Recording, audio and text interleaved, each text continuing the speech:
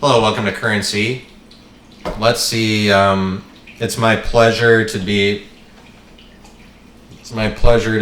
As I hold this as my guiding light in pleasure taking, is this Chick-fil-A logo.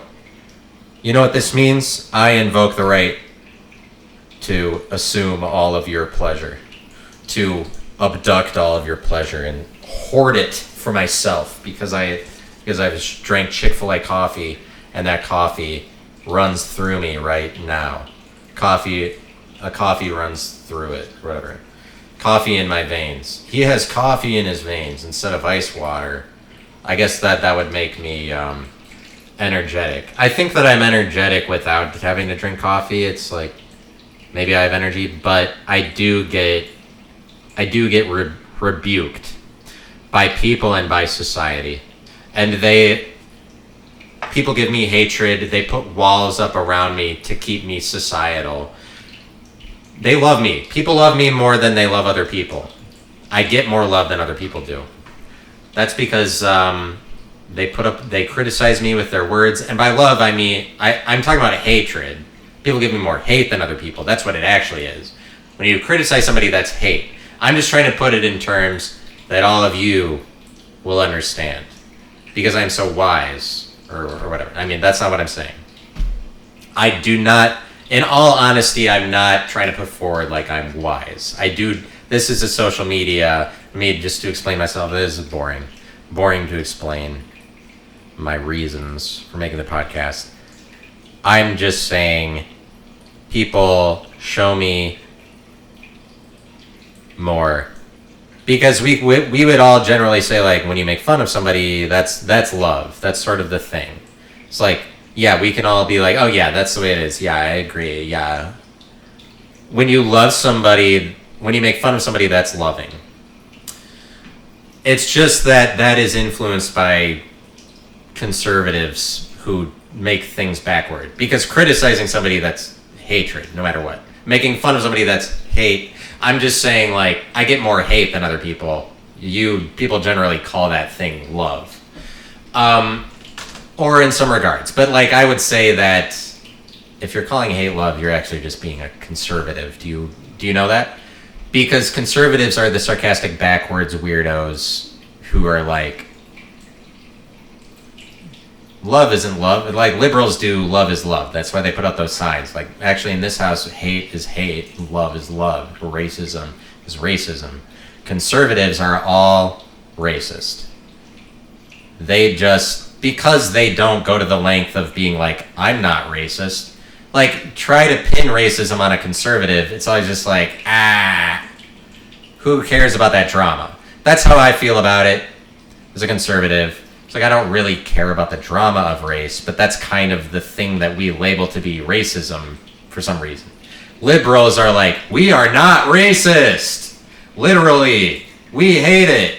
They do this like obvious, straightforward shit. Conservatives are like, I mean, Christians make everything backwards.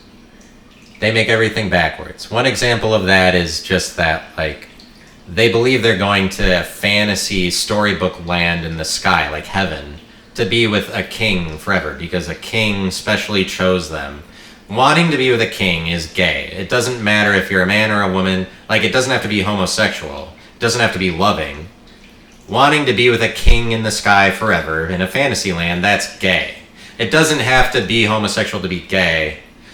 So, like, I made an episode where I was saying that Christians are gay. I made these points about, like, wanting to be with a man forever in a loving relationship. That's as gay, if not more so, than fucking a man when you're a man temporarily on Earth.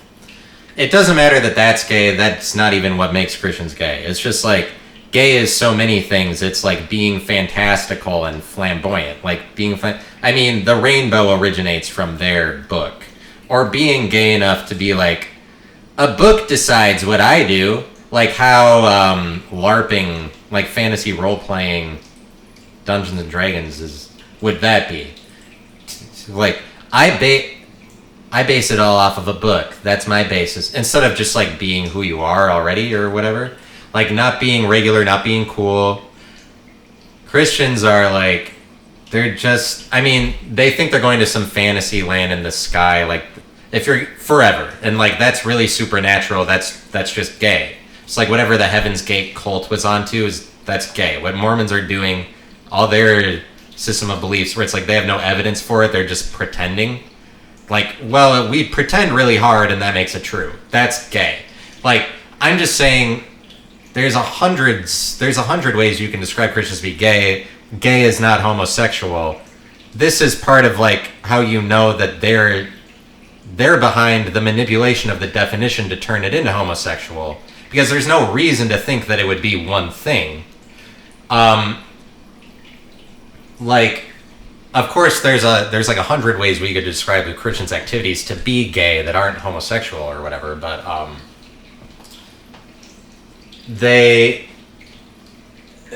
I was gonna say one other thing about it that was gonna be good, but I can't think of what it is. It's just kind of like regular, like we could call Christians gay, and it's not really no one cares. Like, of course it is, or whatever.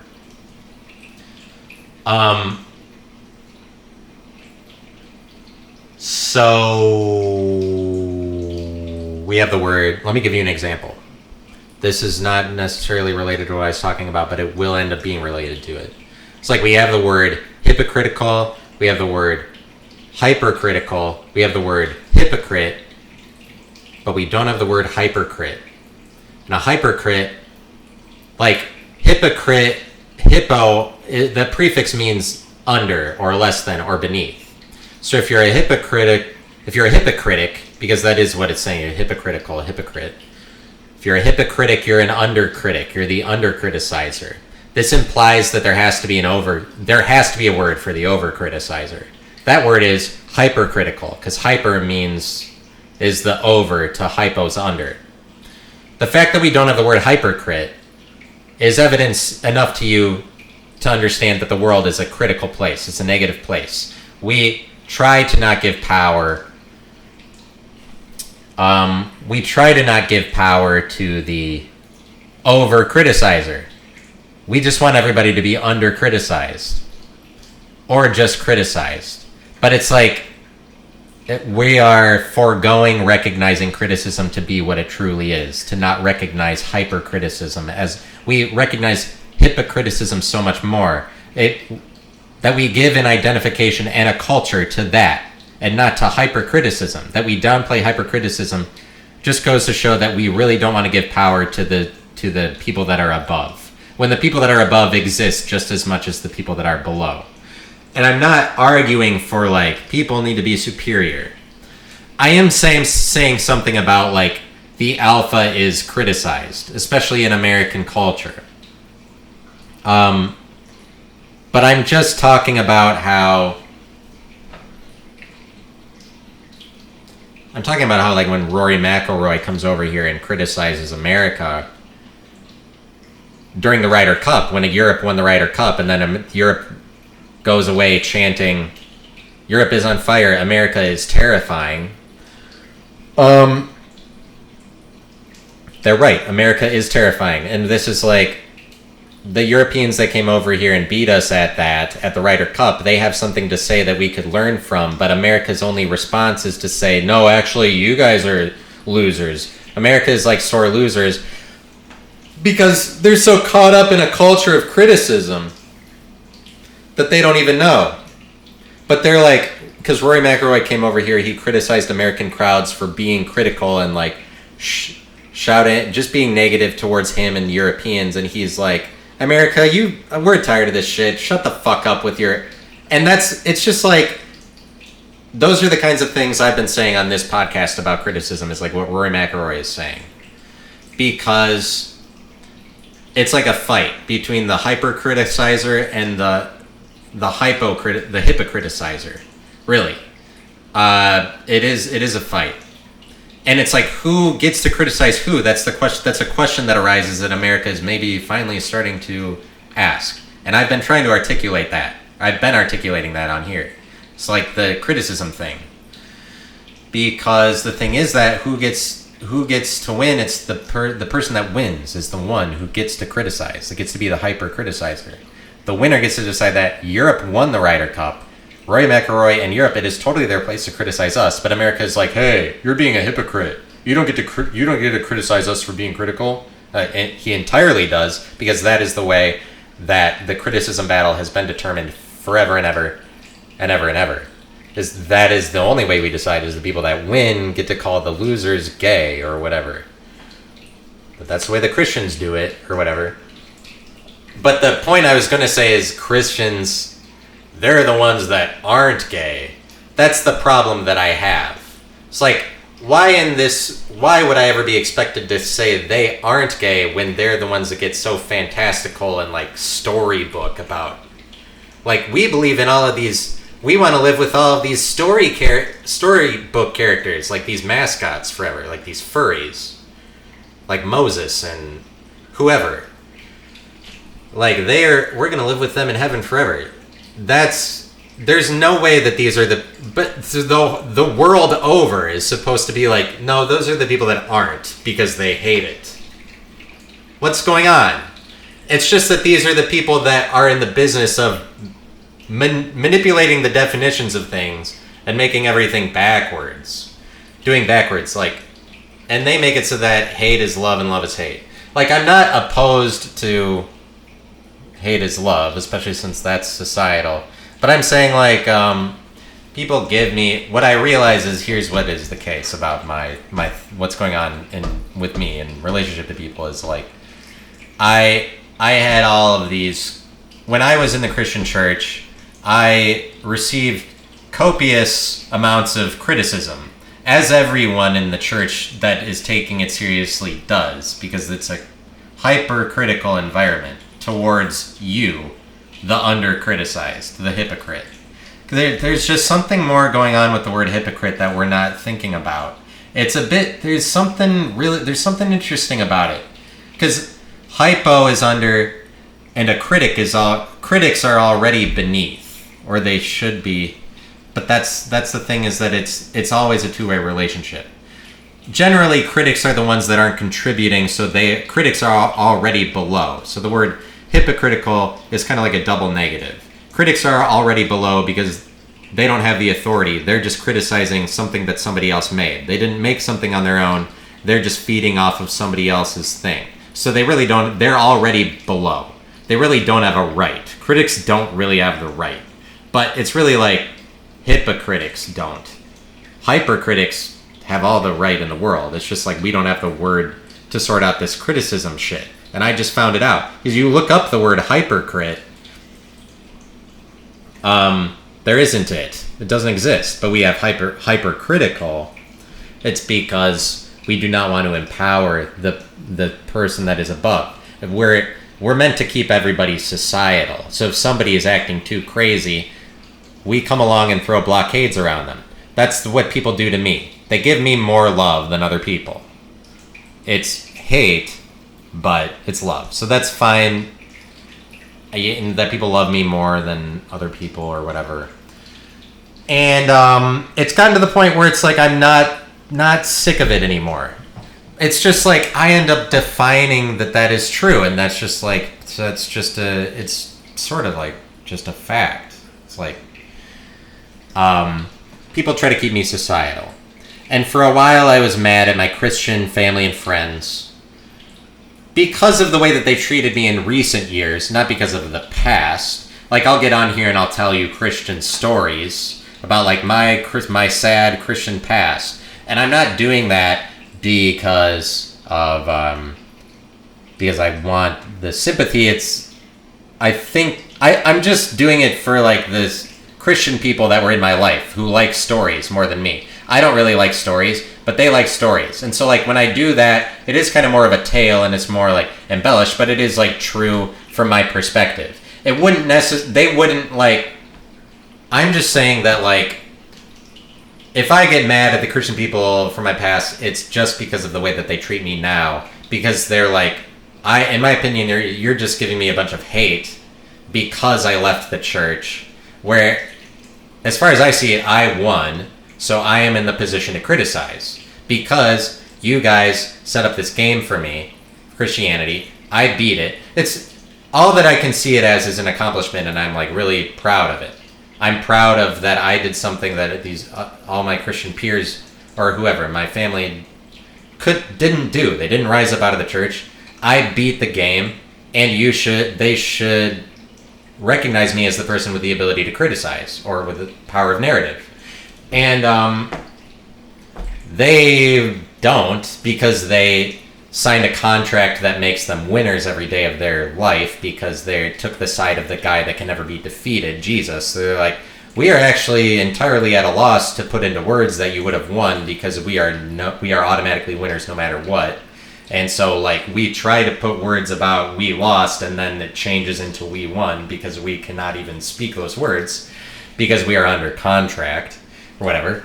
But that, like, the thing is that I'm not, they can start praising me whenever they want. It's not about vengeance. Because what I realize, like, I'm not going to be like, see, yeah, I get, if they want to start liking what I do all of a sudden, I'm not against them. Like, I get along with everybody, like Donald Trump or whatever.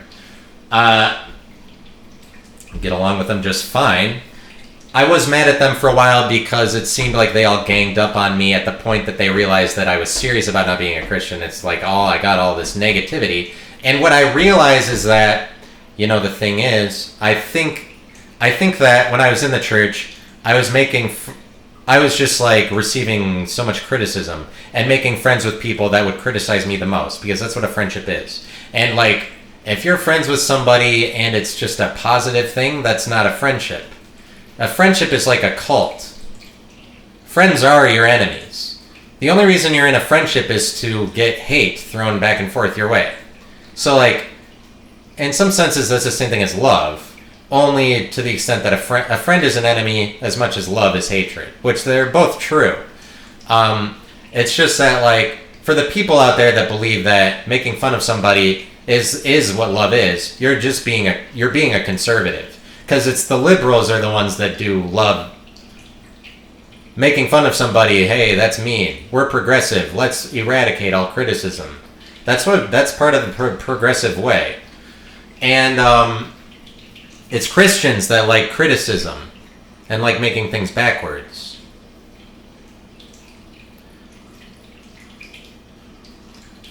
I didn't mean to get all serious or whatever.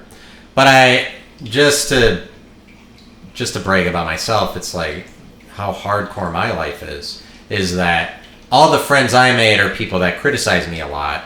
And then once I made it out of all that, I went the other way, and I was like, to keep me in the environment. I needed to say that environment, that's my reality, that's like my support system, that's everybody around me. It's like, I made friends with people that would keep criticizing me into the fold.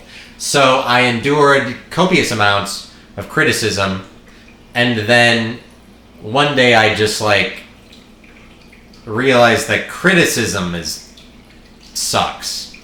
And then all these people are like still trying to criticize me the same way that they know me to be. So I can't fault them for that, I realize. Because they just think that they're talking to me the way that I want to be talked to. And residually, I am still that person, like the person that got by being criticized and being walked on. Like, that's the only way I did that to survive. Besides that, as far as I believed it, I was getting a bunch of crowns in heaven for eternity for being a pacifist and for being a servant and letting people walk on me. That would mean that in eternity I would get all of the rewards. So I thought that I was winning. In Christianity, because they do everything backwards, being a winner means being shit on by everybody in this temporary life that doesn't matter, so that you can get rewards forever in heaven. But once you're not in Christianity anymore, it's all switched, and now all of these people are like, hey, you wanted to be treated like this. We've been treating you with criticism. Like, that's the cure. That's the thing. They diagnosed me with this. They treated me with criticism rather than, like, praise or whatever. Then I switched, and I'm like, hey, no, I don't like criticism. And so they're all like, what? But then I got angry at them for that. And rightfully so, because I'm not smart enough to really see it from their perspective. Because I'm kind of dumb. That's why everybody can tell me, like, Christianity is this way, and then I'm like, okay, yeah. That doesn't mean I'm not cool, and I don't seek out friends that make fun of me.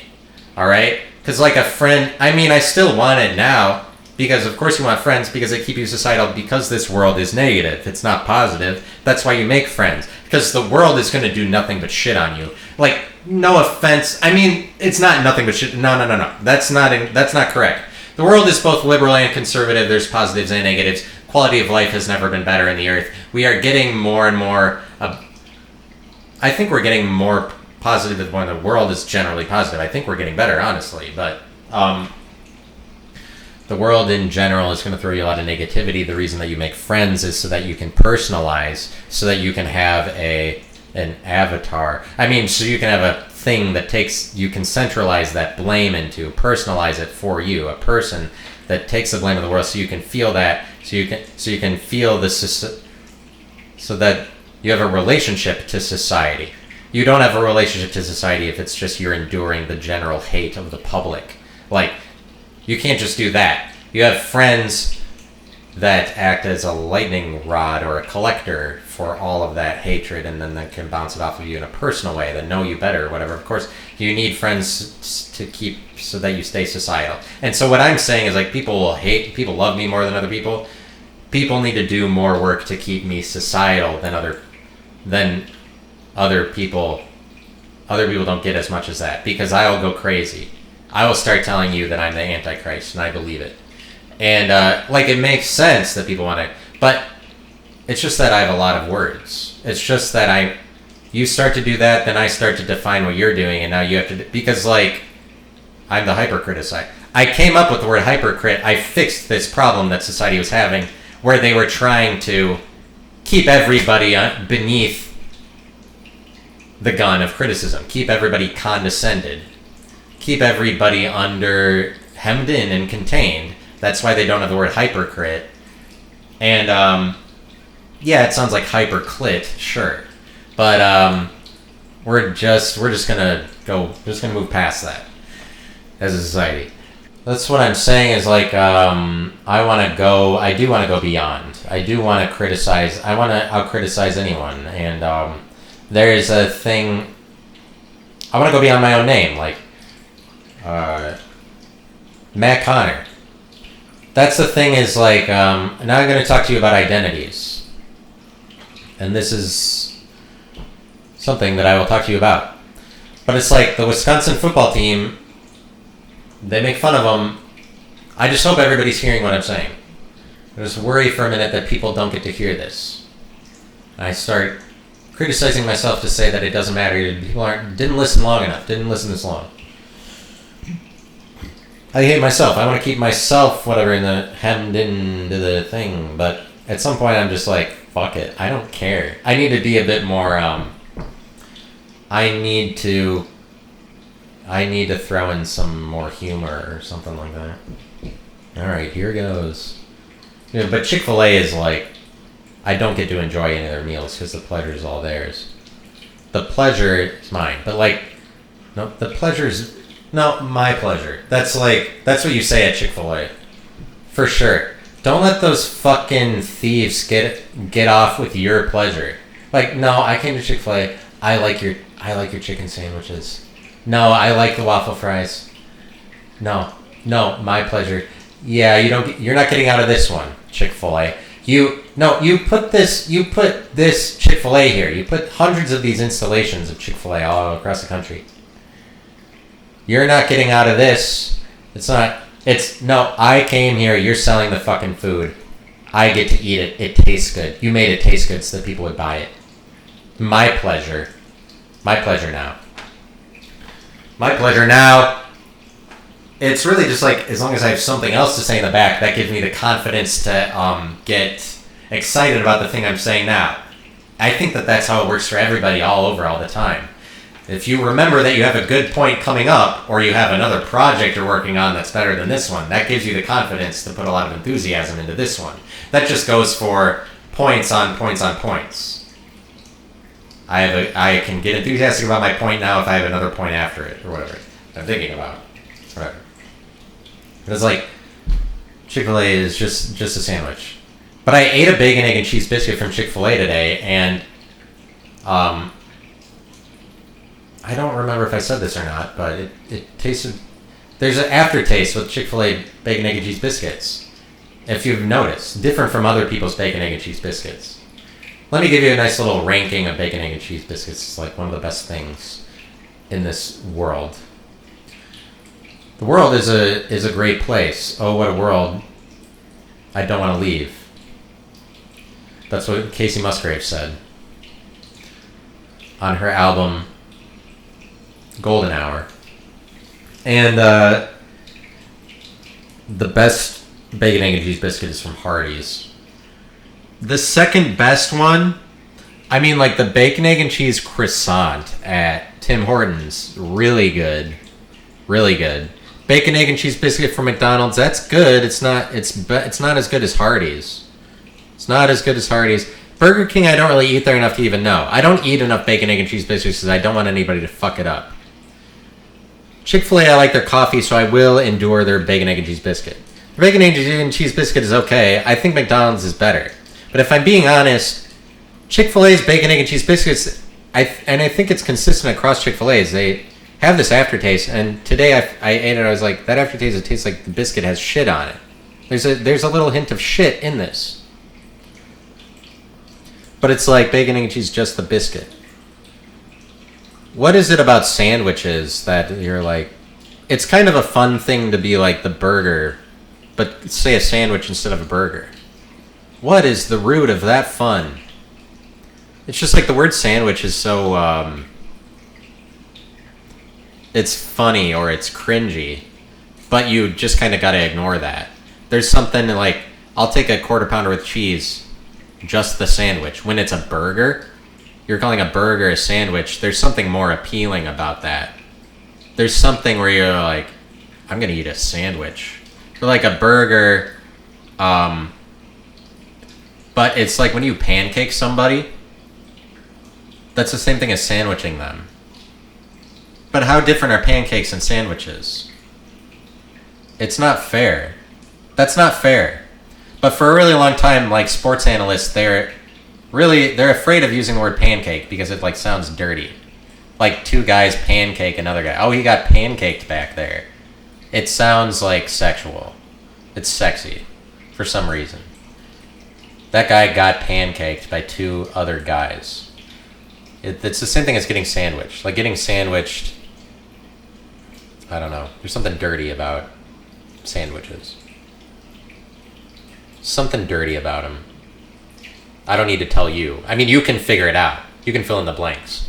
But, like, I don't need to tell you that. Pancakes is pancakes, y'all. A pancake is not a sandwich. When you get pancaked, then you are the pancake. When you get sandwiched, you're not. You're just part of the sandwich. That's how life is. That's how life goes. That's the way that things go. So Hardee's has the best bacon, egg, and cheese biscuit. Don't you forget. Don't you forget it. I'm on camera. I'm on camera right now. I wanted to tell you about the Wisconsin football team and their identities, and how that I want to rise out of my name. My name is my identity. People will criticize Wisconsin football at this time because they're a dumpster fire. They're less than a dumpster fire. And I haven't talked about this because it's just so blatantly obvious that Wisconsin sucks that I don't even need to talk about it. They are so fucked, I don't even need to speak. I can't wear my Wisconsin sweatshirt anywhere until football season is over and the basketball season is going. I cannot wear Wisconsin Badgers. They suck that much. I live in Columbus, Ohio. I almost feel bad for living here. But the thing is that Wisconsin, the media, the college football, whoever it is, Wisconsin fans themselves, they keep criticizing Wisconsin football for this one thing, which is that they don't have an identity right now, their football team. They can't put anything consistent together. They used to have the running game, and that was their identity. And people will be like, Wisconsin needs to get back to their identity. And here's the thing, is that they're the Wisconsin Badgers. And I think that they're the only team in college football that is that. They have a mascot named Bucky, and his real name is Buckingham U. Badger. Now, and he's been named that since 1949. And that was 40 years before Barry Alvarez came and made Wisconsin the team that runs the ball.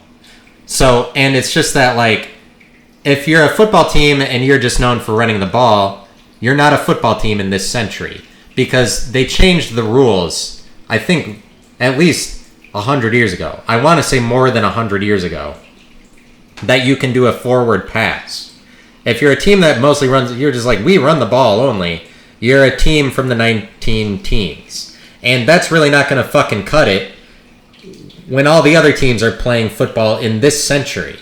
And that is why we got rid of the head coach, who is part of the Wisconsin football regime, that wanted to just keep running the ball. It's because the nation found out that we were running the ball. And the media found out. And the media corroborated with the nation to further alert everyone, hey, Wisconsin's running it. That's all they do. Mostly. That's what they seek to do. Because every other team that's worth its salt runs and throws the ball and gives no fucks about having an identity. Because the last thing you want to have in football is an identity. You want to be unpredictable. They're constantly pushing the envelope in football to get a competitive advantage. They're constantly bending the rules. They're finding loopholes in the rules. The rules are changing in the area of, like, people are lying the rules into something else. The narrative is changing. That's how much competitive advantage all the football teams are seeking over each other. They're finding loopholes and ways to do things to be unpredictable. And it within the system that's there, within the football system, but it's like you see Michigan, they go to the length of cheating. They're stealing signs. And it's like, it goes down to the intelligence within your organization. The behind the scenes stuff is doing a lot more of that determines what wins it on the field than it used to be. It's more about, like, the intelligence behind it, the same as the military that's more intelligent, that has a greater intelligence, is going to be the stronger military, that has the better weapons, the better techniques, the better technology. And it's like, it goes to the intelligence within the coaching staff. And so, like, that's something that Michigan was taking advantage of. Yes, they're bending the rules a little bit, but that's what happens every single time anybody gains a competitive advantage. Is like somebody's bending the rules in a way that you hadn't seen before. And it's just like, some teams want to win more than others. And there's no limit. It's unlimited. As long as you want to win, you're gonna go to crazy lengths. You're gonna do things that are weird. Ohio State, for example, really wants to win, and so Wisconsin took on a head coach. When we got rid of Paul Chryst, Wisconsin did, the guy who runs the ball, because we wanted a passing game. They half committed. The athletic director, Barry Alvarez, who created Wisconsin, made Wisconsin what it is today, and thinks he gave Wisconsin the world and wants them to live in his shadow forever, and so he's punishing us by bringing in Luke Fickell, a guy who has no interest in making Wisconsin good and just fucks up our program. He and Barry Alvarez, this same guy, takes no responsibility for the less than dumpster fire that Wisconsin football is now. He blames it on the fans. He's the athletic director. And this is, like, obviously you can point to him as the root of the problem if you're being honest at all, or the guy who blames it on the fans when he's the athletic director. When Wisconsin fans don't even want to bring up his name, that's how scared they are of him, because he is Al Capone, and he has his henchman, his right-hand man, Chris McIntosh, who takes the fall for choosing the head coach. No other program in football that I know works like this. I'm talking about the point that I started to go into this with is just like, Wisconsin already has an identity. They're the Wisconsin Badgers forever and ever. That should be enough. It's the same thing as when we are given a name, when we are born. Matt Connor is my name. You don't ever have to get on me for not having an identity, or anybody. It's like, that person's just not identified enough. I mean, like, yeah, maybe they're not being fake enough in this world to market themselves. They're not being brand heavy enough in this gay world that just wants to put identities over identities and then say that that's what makes you cool. So you branded yourself the most. You marketed yourself the most. you did the most identities, when it's like, now I'm identified this way. I already have a billion. I'm already in America. I'm so much an American. I've been in America for like 99.9% of the time I've been alive. I'm an American. I'm a Wisconsinite previously. I'm from Racine, Wisconsin. I'm a Racinian. I'm a Columbusian too. I'm from Ohio. I'm identified to that. I graduated from a specific university that you can identify me to. It's called Cedarville University. My name is Matt Connor. How I committed to that identity every single day of my life, that we hold people to this standard. Like, well, we need, and here's a phrase that people are floating around right now is, we have to know what to expect out of you. They have to know, whatever the fuck it is. We have to know what we're expecting out of you. You have to be consistent. Getting on, it's the most judgmental thing in the world. I'm the same name every day of my life. Yeah, there's other Matthew Connors. There's a lot fewer of them that are my first, middle, and last name. I can go to that length to distinguish myself if that's what you need, if you're that fucking stupid. Like, I mean, you're that dumb no, you have to be dumber. You need to be more simplified. As if like I'm already identified to 50 things. I already dumbed it down in this world that needs the dumb every single second because they're too scared to challenge their mind for 5 seconds to take on something more complex. Like, no, you needed to identify yourself 300 times over so that you showed us you were committed to simplification, because otherwise we think you're trying to be superior or something. Like, now we think you're saying you're trying to be complex. Because you weren't identified in every single way, we needed to be able to compartmentalize you away and write you off. Otherwise, we won't know what to do, and then we're going to leave. Because we don't understand it every single step of the way, we need to be able to expect what's coming out of you, whatever this fucking... And so this is the same shit because the media hates the Wisconsin Badgers. They are telling everybody to be like, hey, Wisconsin sinned. They've got off of their identity. They're sinners. We found the sinners over here. They aren't, they're not being true to themselves. They changed or something. The media hates us and they want us to be losers, which will be losers if Wisconsin will kill themselves trying to get back to the running game. Like, we're always the running game. It's just that, like, what I'm selling them to do is, no, we're not the Badgers that run the ball. Not anymore. That's what we voted. That's why we got rid of Paul Chris. That's the choice we made. So, like, yeah, it might be tough while we try to gather ourselves after that. But the problem is that we were voting out Barry Alvarez, but Barry Alvarez stayed the athletic director through the new head coaching hire.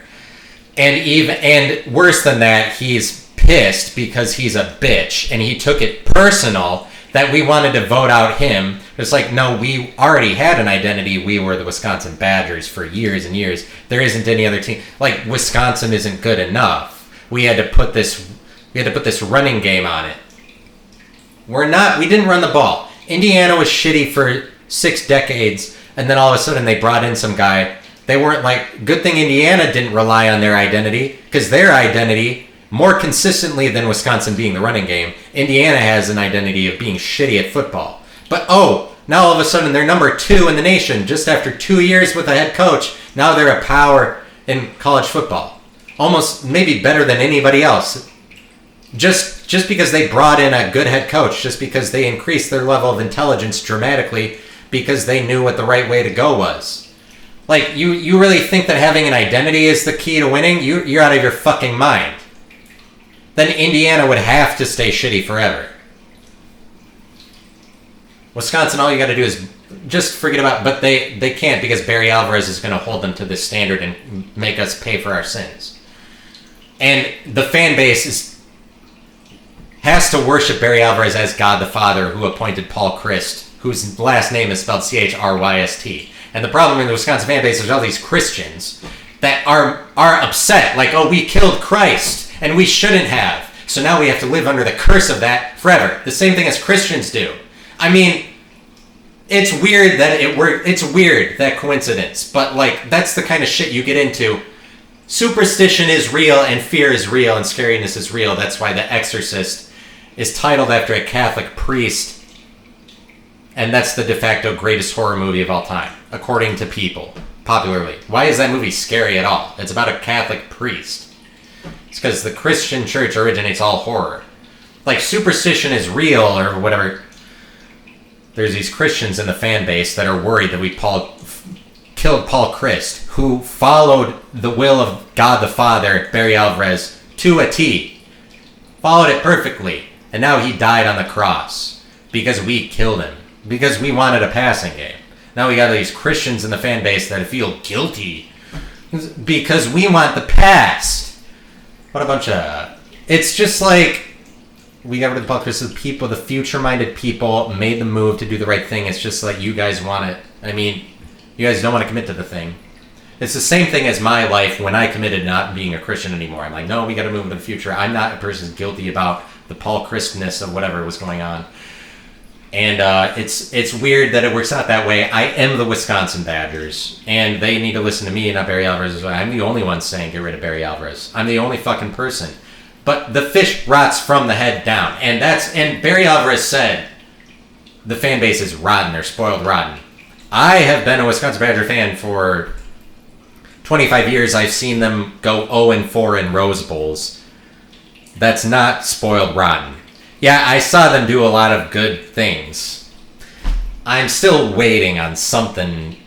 0-4 in Rose Bowls, it's really actually kind of been embarrassing, to be honest. I wasn't saying anything about it, but it's like losing 59-0 to Ohio State in the Big Ten championship game. I'm not spoiled rotten. Then that's just such an understatement. And I don't even have anger. It's just like the humiliation of that is so much that I don't even know what it means. It's like when the Twin Towers fall and you're like, what just happened? I don't even know what it means. When Wisconsin loses 59-0 in the Big Ten championship game, that's when there's the two best teams in the Big Ten. And yeah, Ohio State is actually pissed at us for beating them a couple times in years previous, and they're like open a can of whoop ass to make up for all those times. Like, yeah, no, don't you forget who's who and whatever.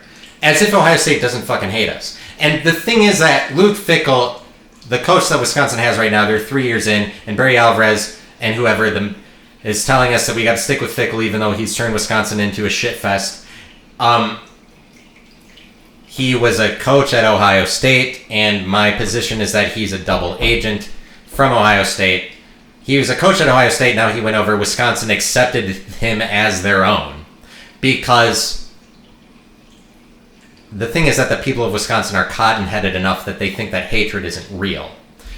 They think that, like, yeah, well, we're all friends or whatever. It's like, no, people don't actually hate us.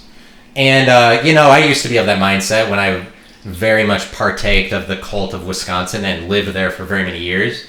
But now as your friend, as a Wisconsin fan who's outside of it and can tell you, like, you need to listen to people like me, your real friends, like me and Big Cat, because I'm at that level too or whatever, that it's Luke Fickell is a joke. He's an Ohio State coach that came over here to fuck up our program and make us lose.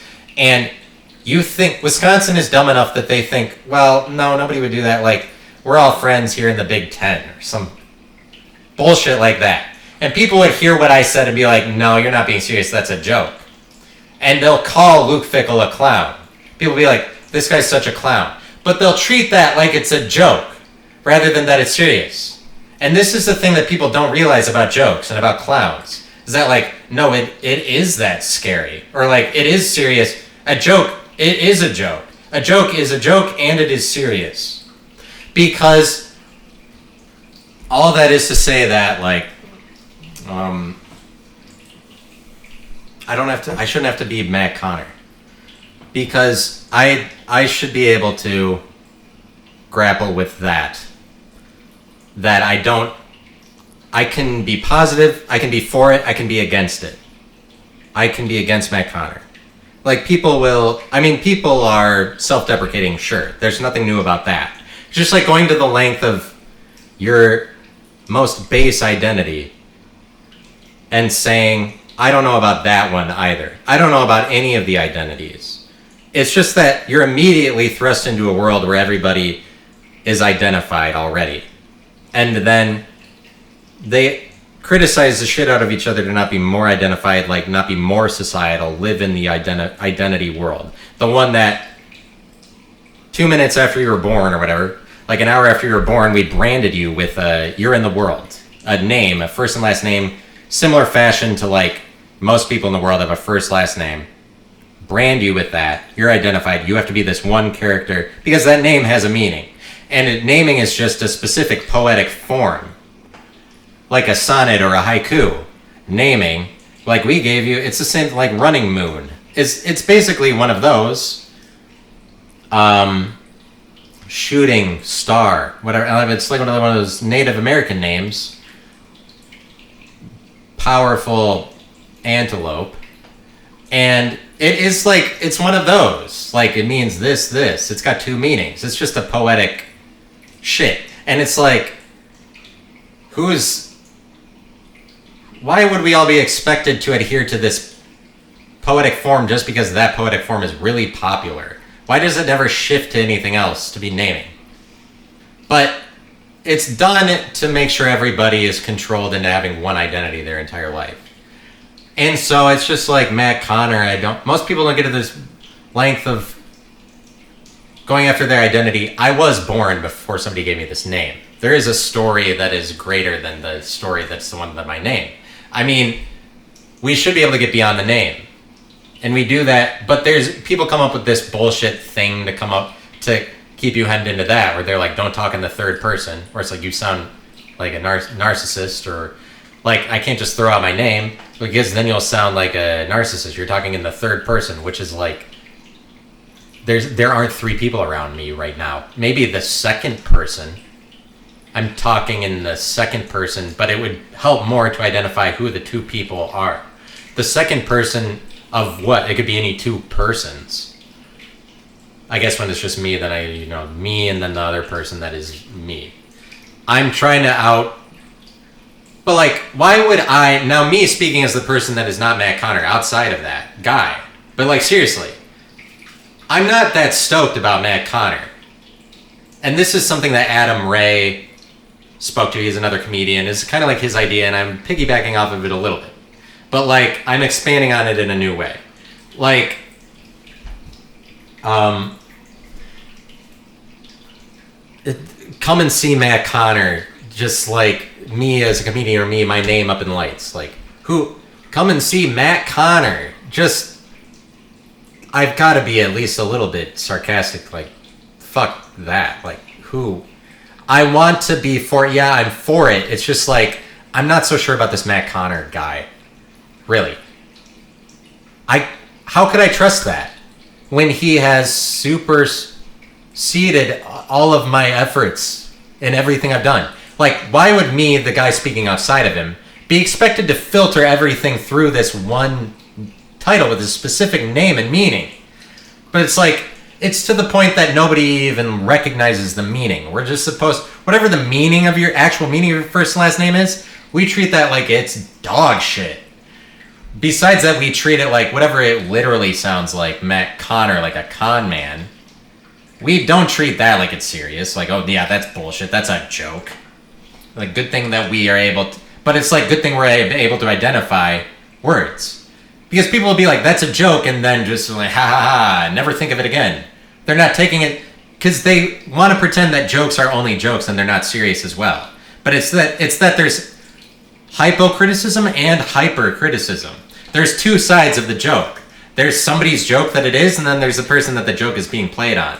For the person that the joke is being played on, that is the person that doesn't have to take responsibility and gets to laugh it off and be like, that doesn't mean anything, that is only a joke. It's just like, a joke is a line, it's a border. It's somebody's joke. And the person whose joke it is, for them it is serious. And so it's not like, jokes, people think that just because that's what it is, that it isn't both serious and a joke, or whatever. that people think that when something is evil, that it is not good also. That there isn't some good to be found in it. When something is wrong, it's not right. Like, the same way that things that are bad, we describe them to be good sometimes. Hate is the same thing as love. I mean, we generally treat it, most of the time we treat it as though, like, okay, there's some room to conflate the opposites, where, like, we see that there's good and evil and good, whatever, yin and yang, or for whatever opposites. Most of the time we're allowed to see that. For some words that we really hate, that don't fit in with our narratives in society, we say that is never allowed, and it is only stigmatized to only be that. Like, evil is only ever evil. We don't go into that. Uncertainty is bad. Wrong, it's always better to be right. It's always better to be cool. It's always better to be cool. Never get to be uncool. Uncool is always bad. We don't get to see any cool in uncool. There are some words that we really don't like, so we give them a shitty, whatever, treatment. But, why should I, shit, I forget what I was going into. That I would, I got off on a run there, and I started to riff a little bit, started to bit it a bop around, and really, or whatever it was, but, because there's the hypercritical, the joke, because there's the hypercritical person, there's the person whose joke it is. And that's the thing with names. That's the thing with the name. Is that it's a joke. That you're calling me Matt Connor, and I have to live by that every day of my life. Ultimately, that's just like a big joke.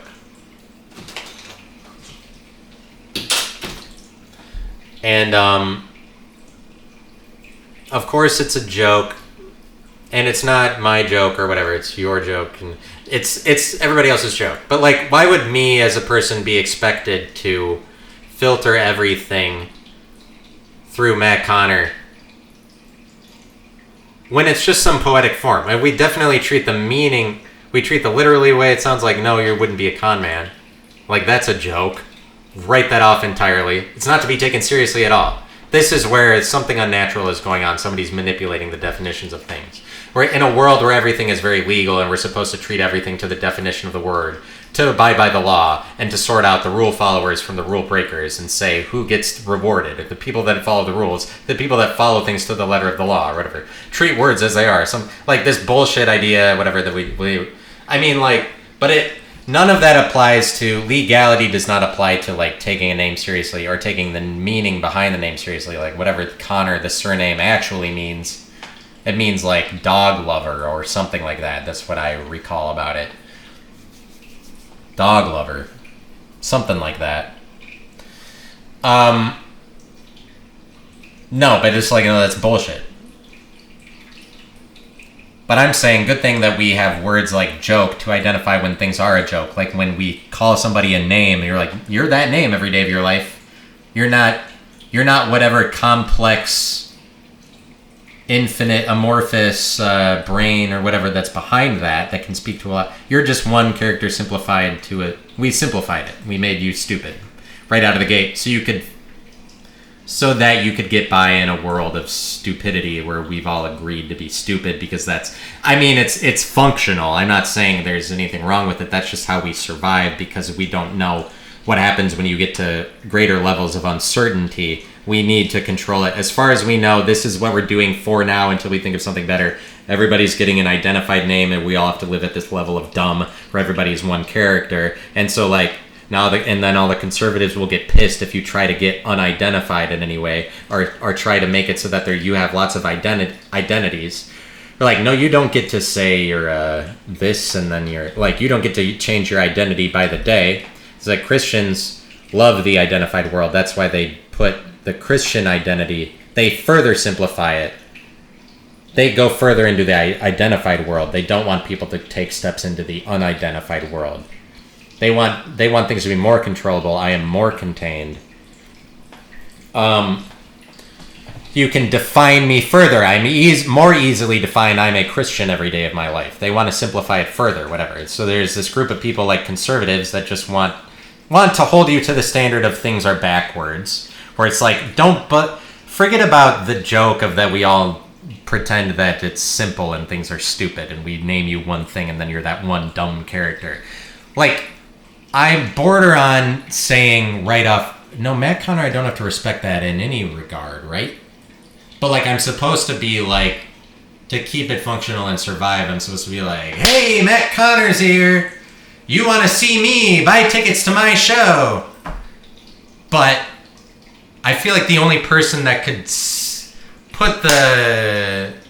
make it brighter is the person that's outside of that gay loser, Matt Connor. Like, fuck, it's just that, like, you see what that guy is doing. Doesn't he suck? Doesn't Matt Connor suck? You can be so much more talented if you allow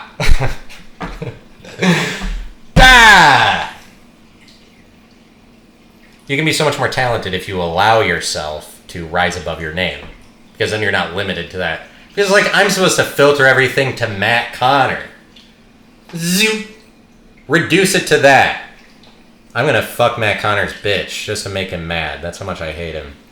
I'm gonna fuck him, yeah. Eat my tits, Matt Connor. Suck my schlong. Suck my schlong, Matt Connor. Matt Connor, but like, but we come up with these gay things in society to like make sure that you don't start talking about yourself in the third person. Like, oh no, you'll be lame. Like, you're talking in the third person. Gotcha! We got you good. Because we came up with this phrase that isn't even accurate. It's like the second person. At least, me over-personing myself. Be a good person. Be societal. I'm being a bad person. Facts. To say that personality is so relative. You can be that. Don't reduce it to a person or whatever. I'm probably running out of space on my camera just because I was whatever. So maybe I have to wrap this up. Don't be a person. No, I finally broke free into the freedom of what I wanted to say at this part of it. And now I still have to cut off. I just want to edit it. I want to curate this big movie about me. It is scripted. It is a tale. Because I curate it how I want. Like, edit out that part of my movie. I don't like it. I want people to know, hey, come and see Matt Connor at the show. He's the best. Yeah, whoa. That's all that ever is. Any comedy special. Welcome to the show. Yeah. Do we ever want to rise above the fucking show? I mean, we're doing all the same shit we were doing in 1994. Nothing ever changes. Come and see the show. It's a comedian doing the... Come and watch, guy. I mean, it's all good. It's fine. It's standardized. It's certain. We know what's going to happen. It will be controllable. A guy will go on stage and tell jokes, and people will be like, ha ha ha, that was funny. I got my money's worth. Now I will go and tell my friends that I went to a show and had a good time because the guy was funny. That's how it works. I'm paying the money for you. Do your shit. Be continuous. You don't even have to be funny. Just keep talking, tell a bunch of jokes. It doesn't matter if you're funny. Just be marketable, sell yourself, be identified so we can believe in it. Don't be insecure. Sorry, where was I? The camera shut off when I started yelling, I guess because the demons I was channeling took energy from the electronic devices around me. When I started yelling, I would have yelled more. Maybe I gotta get back into it. I was right there to start yelling. It would have been fun. Because you gotta, things suck so much, you just, to the point that you just start screaming. Fucking sucks! Something, I lost it. I'm happy again. I'm a retard. It sucked. I was on the verge of something so great, and then the camera shuts off. It's like, there's always some fucking flaw. I think that's the power of God intervening and just trying to fuck with me. It's like, no, you're on to too much good things. So just like, once you rise outside of all these identified bullshit things, then you can just start screaming. And then it's good because, whatever, it's progressive. It's liberal. It's liberating. So don't be like, my camera's whatever's. Anyway, I hope that you know that that's all what that is, and I'm trying to rise out of my name. Fuck that righteous git, Matt Connor, that self-absorbed bastard, that insufferable cunt, Jew-ass motherfucker. Who's even heard of him? Matt Connor. Fuckface. Dickhead. Who the fuck is he? What the fuck's he on about? He's here again? Matt Connor? That fucking retard? Dumbass? Idiot? Who the fuck let him in? Who the fuck let him out? I mean, it's not like who's on first or whatever. Fuck that guy. Fuck him. But, yeah, that's all good. Too bad I saved the good part for the end like I always do. I fucking blow. But, I have to turn it off or else I would continue because I was on a roll. So my camera's about to die again because we're like limited time for this time and whatever it is. But, alright, thanks. Bye. Bye.